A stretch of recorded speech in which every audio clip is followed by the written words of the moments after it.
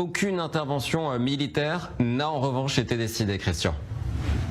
Ce qui est clair aujourd'hui, Christopher, c'est que la perspective d'une intervention militaire contre le Niger, évoquée jusqu'alors par la CEDEAO, est écartée par les 27 de l'Union européenne. En gros, j'ai envie de vous dire que c'est courage, fuyons. Parce que la majorité veut donner la priorité à la voie diplomatique, mais si elle sait hypocritement que le retour à l'ordre constitutionnel est improbable.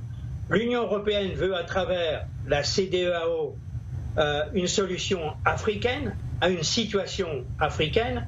Elle ne veut pas être perçue comme imposant une solution de l'extérieur. On l'a déjà vu au Mali, au Burkina Faso. Le retour à la démocratie au Niger ou un semblant de démocratie au Gabon est compliqué. Certains s'inquiètent, déclarant, je les cite, « L'instabilité de l'Afrique constitue un danger avec l'immigration clandestine ».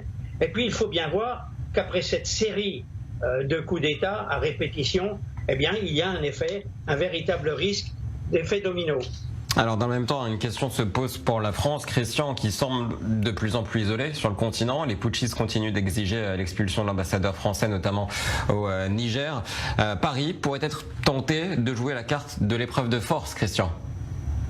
Il faudrait mieux pas, parce que même si les forces françaises sont prêtes à riposter à tout regain de tension et à toute menace contre les emprises diplomatiques et militaires, contre les ressortissants français même, le gouvernement français argue toujours qu'il ne reconnaît pas le régime putschiste. Pourtant, le rétablissement de Mohamed Bazoum, le président déchu, apparaît comme une cause perdue.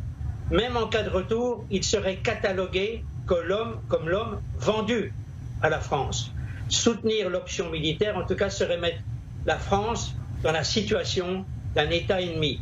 La position d'Emmanuel Macron renforce même, sans doute, les djihadistes et les putschistes qui veulent que la France apparaisse comme le méchant qui veut agresser le Niger.